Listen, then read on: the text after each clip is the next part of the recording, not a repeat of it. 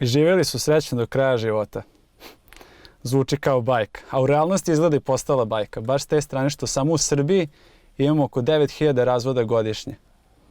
Nekada su razlozi za razvod veoma komični, kao što je hrkanje, mljackanje, staranje u kućnom ljubimcu i tome slično. A nekada su razlozi veoma opravdani, kao što je preljuba ili nasilje.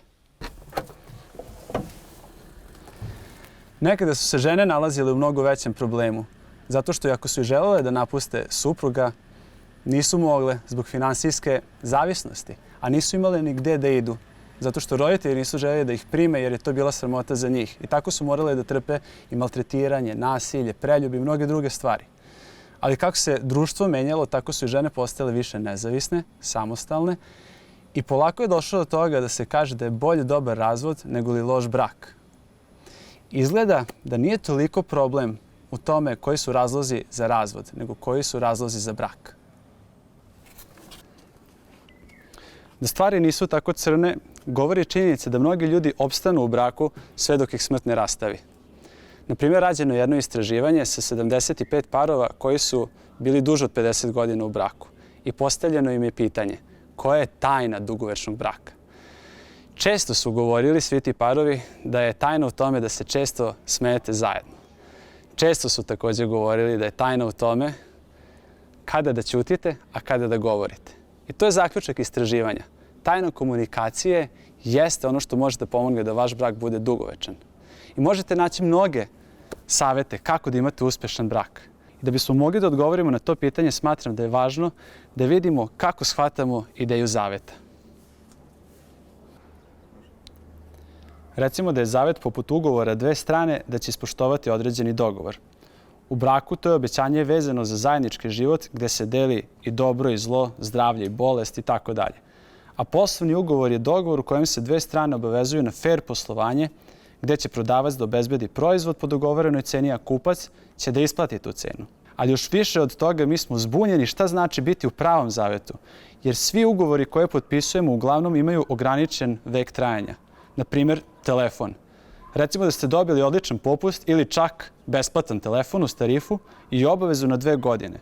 Ali već sljedeće godine vaš telefon je zastareo, a morate da živite sa njim još godinu dana jer vam se ne isplati da kupujete novi. I tako sa mukom trpite tih godinu dana, ali imate na umu.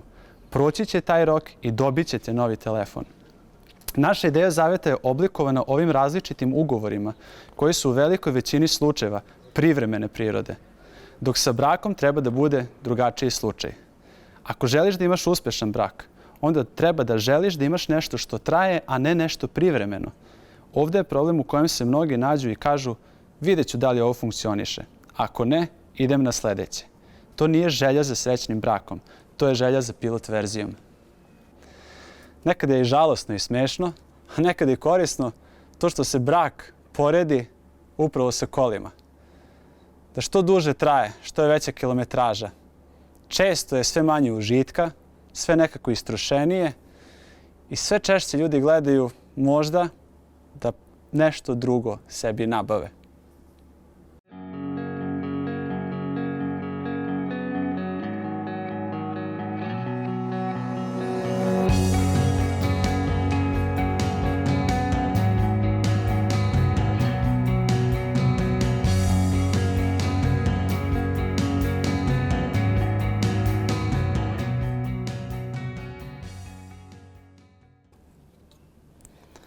Svaki brak nagrize zub vremena. Samo onda pitanje šta ćemo da učinimo. Da li ćemo da se pomirimo s tim da s vremena na vreme idemo u novo razgledanje ili ćemo da se damo u obnovu starog.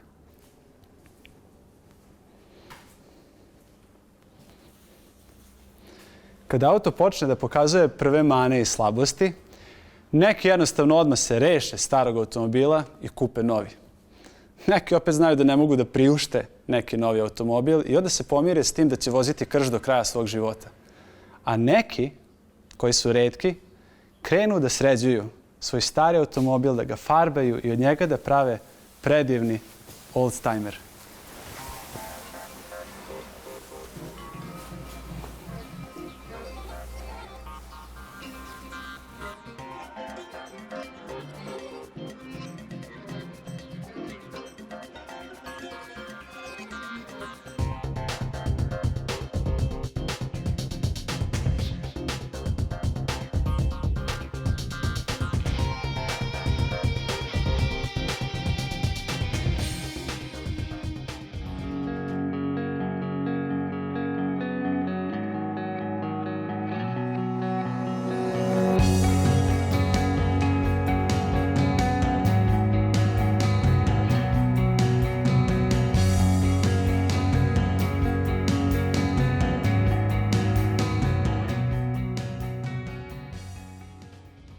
zašto davati tolike novce u stari auto, umjesto lepo se kupi novi auto i da je čovjek miran?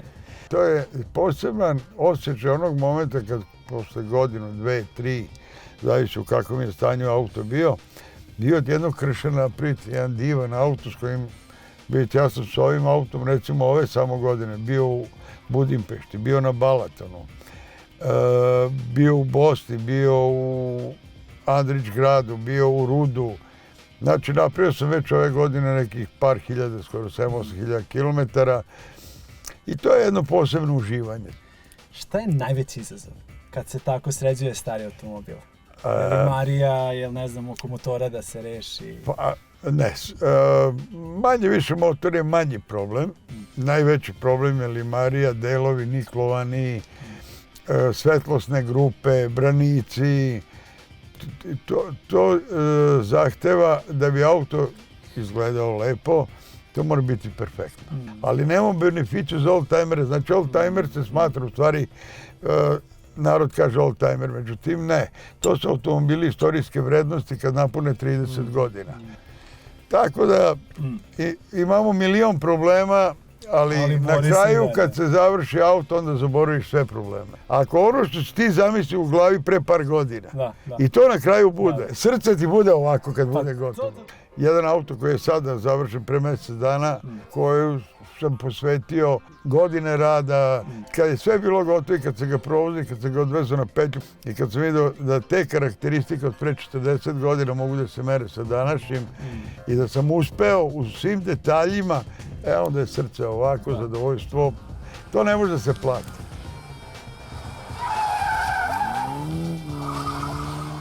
Sljedeći put kada vidite osobu koja vozi oldtimer, pogledajte taj ponosan stav, izraz lica i radost. Zato što su to retki slučajevi, a neverovatno dragoceni. Jer lepo pažen i očuvan automobil star 40-50 godina ne srećete svaki dan. Isto tako, nije iznenađujuće vidjeti mladi zaljubljeni par kako se šeta i ljubi u parku. Ali stariji par koji se šeta, smeje i ljubi nakon 50 godina, za tim se svi okreću.